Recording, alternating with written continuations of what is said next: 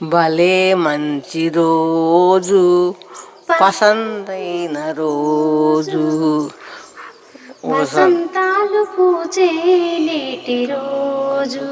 Hi వసంతాలు పూచే నేటి రోజు.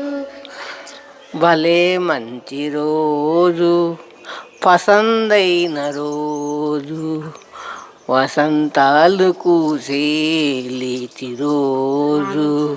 హాయ్ వసంతాలు పూచే నేటి రోజు.